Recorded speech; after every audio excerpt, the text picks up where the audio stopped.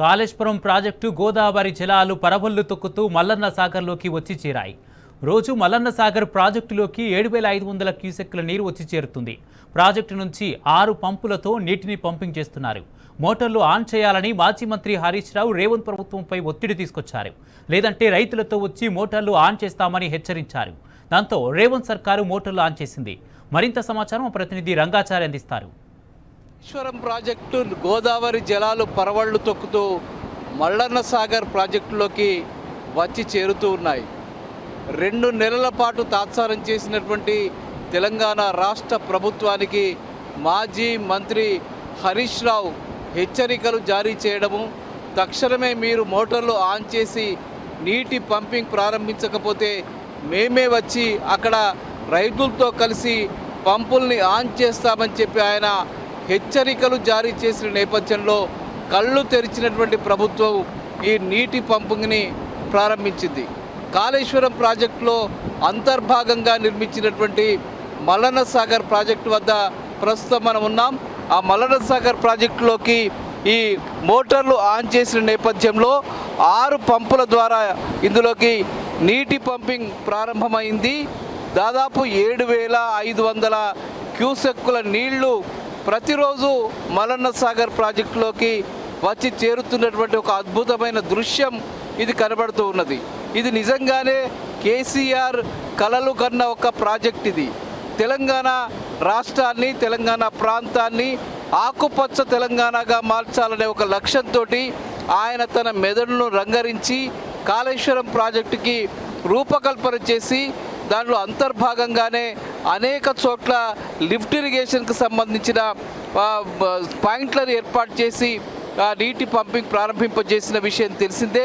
అందులో భాగంగానే అక్కడ మేడిగడ్డ నుంచి మొదలుకొని సుందిల్లా, అన్నారము, నందిమేడారము, ఎల్లంపల్లి ఈ ప్రాంతాలన్నింటినీ కూడా దాటుకుంటూ వచ్చేటువంటి గోదావరి జలాలు ఇటు రాజన్న సిరిసిల్ల జిల్లాలోని మిడ్మానేరు, అన్నపూర్ణ సాగరు, అట్లాగే సిద్దిపేట జిల్లాలోని రంగనాయక సాగరు, అట్లాగే ప్రస్తుతం మనం ఉన్నటువంటి ఈ మల్లన్న సాగర్ ప్రాజెక్టు, ఇక్కడి నుంచి కొండపోచమ్మ సాగరు, ఈ కాళేశ్వరం ప్రాజెక్టులో అంతర్భాగంగా నిర్మించినటువంటి లిఫ్ట్ ఇరిగేషన్ ప్రాజెక్టులోని చిట్ట చివరి పాయింట్ ఏదైతే ఉందో అది కొండపోచమ్మ సాగర్ ప్రాజెక్టు. ఆ ప్రాజెక్టులోకి నీళ్లను తీసుకురావాలనే ఒక లక్ష్యంతో కేసీఆర్ చేసినటువంటి భగీరథ ప్రయత్నం ఏదైతే ఉందో 4 సంవత్సరాల క్రితం అది సఫలీకృతమైంది. ఆ ప్రాజెక్టు నిర్మాణం పూర్తయిపోయింది. ఈ నేపథ్యంలో ఈ ప్రాంతమంతా కూడా గత 6-7 సంవత్సరాలుగా సస్యశ్యామలమైపోయి లక్షలాది మంది రైతులు అద్భుతమైనటువంటి పంటలు పండించినటువంటి ఒక దృశ్యాలు మనకు సాక్షాత్కరించినటువంటి పరిస్థితి ఉంది. ఇవన్నీ కూడా రైతులు కళ్ళారా చూసినటువంటి ఒక అనుభవాలుగా మనం చెప్పుకోవచ్చు. ఇవాళ మేడిగడ్డ కుంగిపోయింది, మేడిగడ్డ కూలిపోయింది, కాళేశ్వరం ప్రాజెక్టు కూలిపోయింది అని చెప్పి ప్రచారం చేస్తున్నటువంటి కాంగ్రెస్ నాయకులంతా వచ్చి కళ్ళు తెరిచి ఇక్కడ చూస్తే చాలా స్పష్టంగా అర్థమవుతుంది. మల్లన్న సాగర్ కాళేశ్వరం ప్రాజెక్టులో అంతర్భాగంగా గనక మల్లన్న సాగర్ రిజర్వాయరు ప్రాజెక్టు గనక నిర్మించి ఉండకపోతే ఇన్ని నీళ్లు ఇక్కడికి ఎట్లా వచ్చి చేరేవి, ఇంత పెద్ద ఎత్తున గోదావరి జలాలు ఇక్కడికి ఎట్లా వచ్చేవి అని ఒకసారి వాళ్ళు కళ్ళు తెరుచుకుని ఆలోచిస్తే అర్థమవుతుంది. అట్లాగే అటు రంగనాయక సాగర్ ప్రాజెక్టులోకి, మల్లన్న సాగర్ తర్వాత అన్నపూర్ణ సాగర్ ప్రాజెక్టులోకి, అక్కడ మిడ్మానేరులోకి ఎట్లా నీళ్లు వచ్చేవి అనేవి ఆలోచించుకోవాల్సిన అవసరం ఉంది.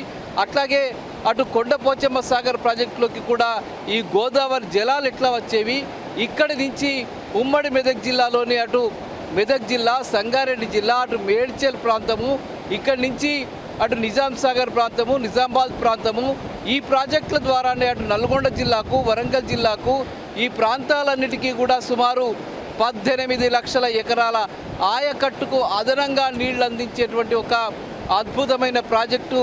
నీళ్లు ఇవి ఇక్కడి నుంచే గత 6-7 సంవత్సరాలుగా అద్భుతమైన పంటలు పండించడానికి ఒక మార్గం ఏర్పడి సుగమంగా నీళ్లు తరలి వెళ్ళినటువంటి ఒక దృశ్యాలు కనిపించాయి. దాని ఫలితంగానే రైతులు తమ పంటలు పండించుకుని అద్భుతమైనటువంటి ఆర్థిక అభివృద్ధిని సాధించినటువంటి పరిస్థితి కనిపించింది. గతంలో ఈ ప్రాంతమంతా కూడా రైతుల ఆత్మహత్యలకు, ఆకలి చావులకు, వీటన్నిటికీ ఒక చిరునామాగా ఉన్నటువంటి ప్రాంతం ఇది. అట్లాంటి ప్రాంతాన్ని కేసీఆర్ ఒక దూరదృష్టితోటి సస్యశ్యామలం చేస్తే కాంగ్రెస్ పార్టీ అధికారంలోకి రావడం కోసం కాళేశ్వరం వద్ద అనేక కుట్రలు పన్ని మేడిగడ్డ ప్రాజెక్టుని విధ్వంసం చేయడం కోసం ప్రయత్నం చేసి అనేక కుట్రలు పడిన విషయం తెలిసిందే. ఆ కుట్రల్లో భాగంగానే ఇక్కడికి నీళ్లు వస్తే మళ్ళీ కేసీఆర్కు పేరు వస్తుంది, ఈ ప్రాజెక్టులోకి నీళ్లు వస్తే కేసీఆర్కు మంచి పేరు వస్తుంది అనే ఒక దురుద్దేశంతో గత 2 నెలలుగా వర్షాకాలం ప్రారంభమైనప్పటికీ నీటి పంపింగ్ను ప్రారంభించక అనేక రకాల తాత్సారం చేయడము, మేడిగడ్డ నుంచి సుమారు 10 లక్షల క్యూసెక్ల నీళ్లు సముద్రంలోకి వెళ్ళిపోతున్నా కూడా గుడ్లప్పగిచ్చు చూస్తున్నటువంటి పరిస్థితి. అట్లాగే అటు ఆదిలాబాద్ జిల్లాలో కురిసినటువంటి భారీ వర్షాలకు కడెం ప్రాజెక్టు నుంచి ఎల్లంపల్లి ప్రాజెక్టుకు భారీ ఎత్తున వరద నీరు వచ్చి చేరుతున్నా కూడా ఎల్లంపల్లి ప్రాజెక్టులో 5 లక్షల క్యూసెక్ల నీళ్లని సముద్రంలోకి వదలడానికి ప్రయత్నం చేసి గేట్లెత్తేసిన నేపథ్యంలో హరీష్ రావు అట్లాగే బీఆర్ఎస్ పార్టీ నాయకులు తీవ్ర స్థాయిలో స్పందించారు. నీటిని విడుదల చేయకపోతే, పంపింగ్ ప్రారంభించకపోతే తాము ఎట్టి పరిస్థితుల్లో లక్షలాది మందితో తరలి వెళ్ళి నీటి పంపింగ్ను ప్రారంభిస్తామని చెప్పి ఆయన హెచ్చరికలు జారీ చేసిన నేపథ్యంలో తప్పనిసరి పరిస్థితుల్లో అధికారులు కళ్ళు తెరిచినటువంటి పరిస్థితి. అంతకుముందే ఉత్తమ్ కుమార్ రెడ్డి రాష్ట్ర ఇరిగేషన్ శాఖ మంత్రికి హరీష్ రావు ఒక లేఖ రాశారు. కేసీఆర్ ఆదేశాల మేరకు తక్షణమే నీటి పంపింగ్ ప్రారంభించాలి, వర్షాలకు వస్తున్నటువంటి వరద నీటితో పెద్ద ఎత్తున నీళ్ళన్నీ కూడా అటు సముద్రంలోకి తరలి వెళ్తున్నాయి. ఆ నీళ్ళన్నీ కూడా రైతులకు ఉపయోగపడే నీళ్లు, తెలంగాణను సస్యశ్యామలం చేసేటువంటి నీళ్లు కాబట్టి ఆ నీళ్ళని ఇక్కడికి తరలించాలని చెప్పి కేసీఆర్ ఆదేశాల మేరకు హరీష్ రావు రాష్ట్ర ప్రభుత్వానికి లేఖ రాశారు. ఇరిగేషన్ శాఖ మంత్రికి కూడా లేఖ రాశారు. అయినప్పటికీ కూడా స్పందించిన నేపథ్యంలో ఆయన ప్రెస్ మీట్ ఏర్పాటు చేసి మీడియా సమావేశం ఏర్పాటు చేసి ప్రభుత్వానికి హెచ్చరికలు జారీ చేసిన నేపథ్యంలో ఈ నీటి పంపింగ్ ప్రారంభమైంది. ఇప్పుడు ఇది 50 టీఎంసీల నీటి సామర్థ్యం కలిగినటువంటి ప్రాజెక్టు ఇది. ఈ ప్రాజెక్టు ద్వారానే ఉత్తర దక్షిణ తెలంగాణలను 18 లక్షల ఆయకట్టుకు నీళ్ళు అందించేటువంటి ఒక బృహత్తరమైనటువంటి బ్యాంక్, నీటి బ్యాంకుగా ఏర్పడినటువంటి ప్రాజెక్టు ఇది. అటు రంగనాయక్ సాగర్ సుమారు 3.5 టీఎంసీల నీటి సామర్థ్యం కలిగింది. అక్కడికి కూడా నీటి పంపింగ్ ప్రారంభమైంది. దాని తర్వాత దీని పంపింగ్ ప్రారంభించారు. ఇక్కడి నుంచి 15 టీఎంసీల నీటి సామర్థ్యం కలిగినటువంటి కొండపోచమ్మ సాగర్కు కూడా నీళ్లు పంపింగ్ ప్రారంభం చేశారు అధికారులు. అది తప్పనిసరి పరిస్థితుల్లో చేసినటువంటి పరిస్థితి.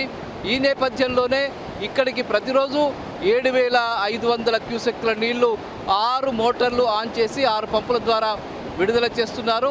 1-2 పంపుల్ని అటు కొండపోచమ్మ సాగర్కు ఇక్కడి నుంచి అటు పంపించే ప్రక్రియ కొనసాగుతూ ఉన్నది.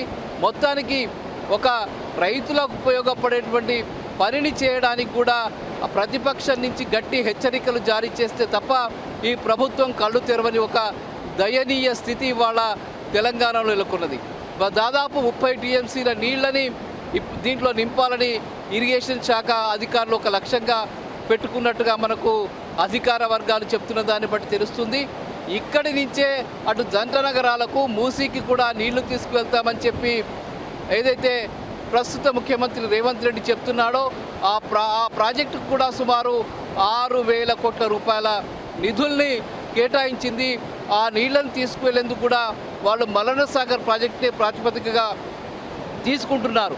ఇక్కడికి నీళ్లు వస్తేనే అటు మూసీ నదికి కానీ హైదరాబాద్ జంట నగరాలకు కానీ నీళ్లను తరలించేటువంటి ఒక అవసరం ఏర్పడుతుందని చెప్పి వాళ్లకు అర్థమైన నేపథ్యంలో కళ్ళు తెరిచి ఇక్కడి నీళ్లు నింపాలనే ఒక ఆలోచన అయితే చేశారు.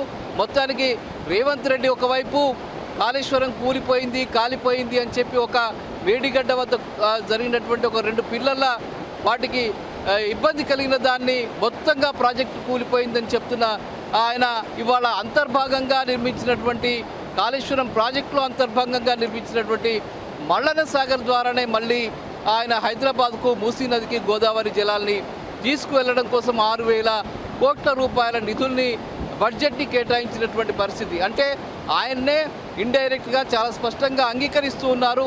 కాళేశ్వరం ప్రాజెక్టు ద్వారానే ఈ నీళ్ళని తాము హైదరాబాద్కు కానీ మూసీ నదికి కానీ తీసుకువెళ్తామని వాళ్ళు అంగీకరిస్తున్నటువంటి పరిస్థితి. కానీ బయటికి మాత్రం కాళేశ్వరం కూలిపోయింది అనే ఒక దుష్ప్రచారం చేసి కేసీఆర్ని బదనాం చేయాలనే ఒక కుట్రతోటి ఆ పనులు చేస్తున్నటువంటి పరిస్థితి.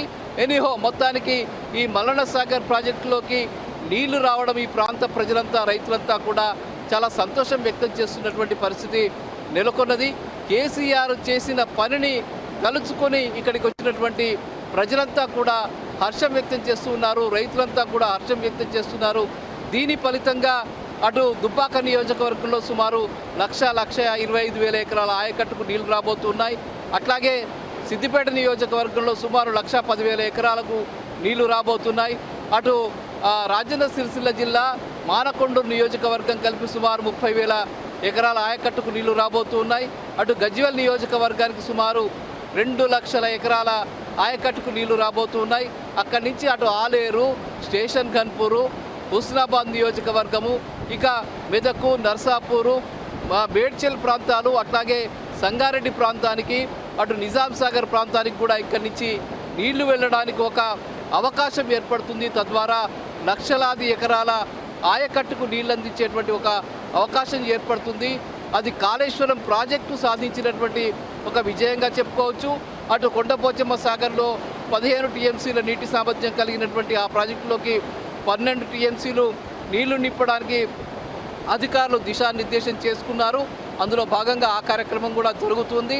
మొత్తానికి రాబోయేటువంటి యాసంగి సీజన్ కల్లా కూడా రైతులందరికీ కూడా సమృద్ధిగా నీళ్లు అందేటువంటి ఒక అవకాశం అయితే ఏర్పడుతుంది. అది కేవలం కేసీఆర్ చేసినటువంటి ఒక ఆలోచన ఫలితంగా, ఆయన చేసిన కృషి ఫలితంగా జరిగిందే తప్ప కాంగ్రెస్ పార్టీకి సంబంధించిన నాయకులు కేవలం దుష్ప్రచారం చేయడం తప్ప వాళ్ళు చేసిందేమీ లేదు అనేది చాలా స్పష్టంగా వీటి ద్వారా అర్థమవుతున్నది. కెమెరామెన్ వెంకట్తో రంగాచారి, టీ న్యూస్, మల్లన్న సాగర్.